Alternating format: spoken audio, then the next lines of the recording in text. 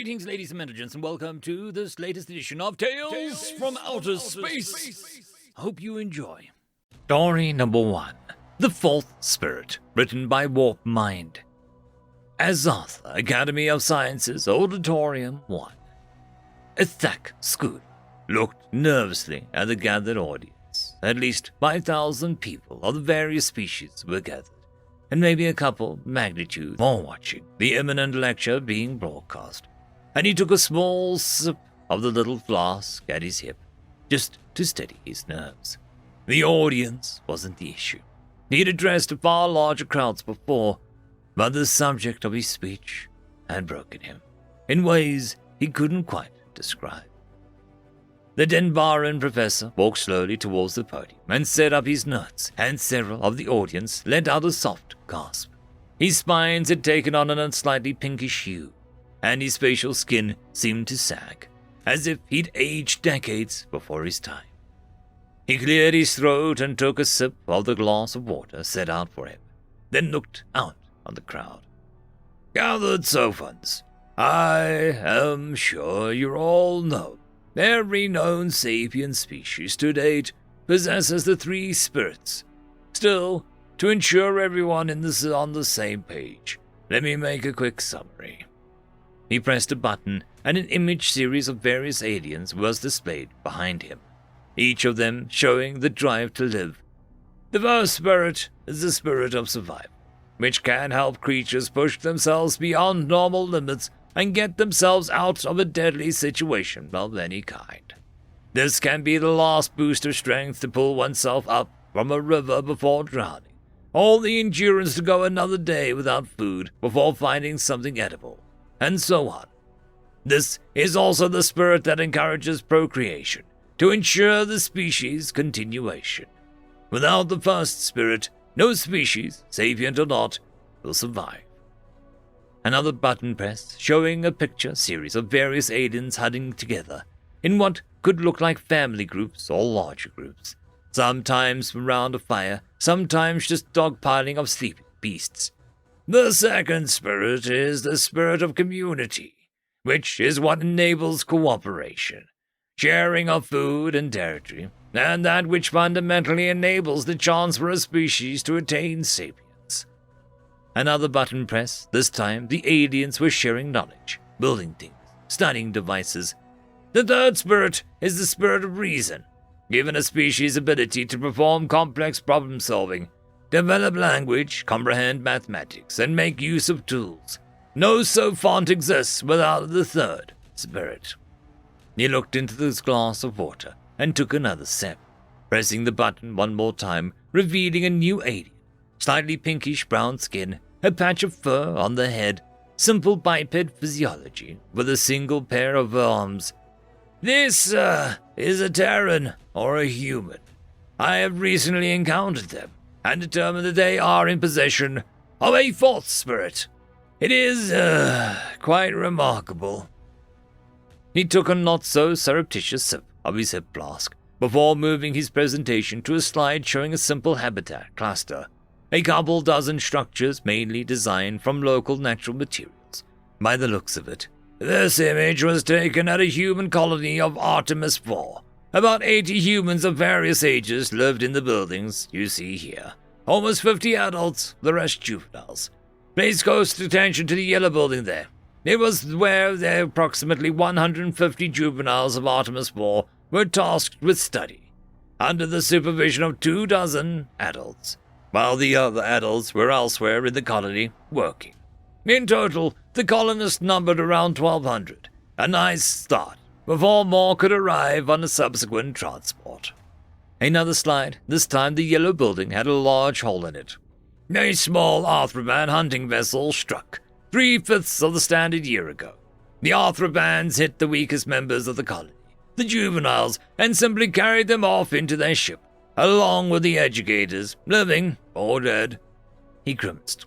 I was in the communications tower when the humans called the Arthrobans to ask what the demands were in exchange for returning their children. The Arthroban captain asked what demands the humans were speaking of. He just picked up some rations. Surely the humans could make more. He shivered, drinking more obviously from his flask. Something broke in the humans. It could be felt in the air, seen in their posture and eyes. The fourth spirit rose in them, and at that moment they buried the first spirit. The entire colony was no longer concerned with its own survival. The only thing that concerned them was that, no matter the cost, the Arthrobans would be hunted down and punished. If I could have felt hot rage, I could have understood that. But the only thing I could sense was coldness. Oh, the second and third spirits were present, but only in subservience to a cold, infinitely motivated hatred, the likes of which I've seen in no other species. The shuttlecraft, the transport ship that brought the colonists to the planet, they were all repurposed, armed, augmented, with terrible purpose and certainty. And I was there to watch it all happen. He pushed the button one last time, showing a dead world with glossy patches of surface underneath a massive cold cloud. Athrab Prime is dead world of 3 standard days ago. The colonists requisitioned my research vessel as part of their assault fleet to gain access to my charts and any information on Arthroban biology. They only let me depart after reaching the Athrab system, as I was no longer needed to help. Then they did not need to get me killed. But I still watched as they flung an insane barrage of asteroids at the planet. The planetary defense system never had a chance to keep up. He swallowed hard. The humans have the fourth spirit, and it is a monster of pure spite and selfless malice and vindictiveness. I believe something like 70 of the Artemis IV colonists survived the entire affair. That's 70 more than those surviving Athrobans. One audience member at the front raised a hand. An ethics schooler acknowledged the question. Professor, you said the colony counted 1,200 humans before this genocide, and now the 70 remain. How many humans are there in total? 1 million? 3 million? 8 million? Seems like they reproduce slowly. Ethics schooler shook his head. According to their last count, about 26 billion on their home world alone. A loud gasp, and several in the audience fainted, or threw up in panic. Artemis IV colony, 15 standard years later. Ethics schooler was buried on a rainy afternoon in a large cemetery with mostly empty graves, where 147 small markers had been recently moved around to accommodate a place of honor among them. A Den Baron and a human both said a few quiet words as the casket was lowered into the ground, and the gathered crowd watched in reverent silence. Eventually, the grave was filled with soil, and a great headstone was erected. On its base, thick golden letters were visible in 36 languages. Here rests Ethics Schooler in reverence. He showed the galaxy our worst, and through him, the galaxy helped us to be our best. May humanity never need his equal again.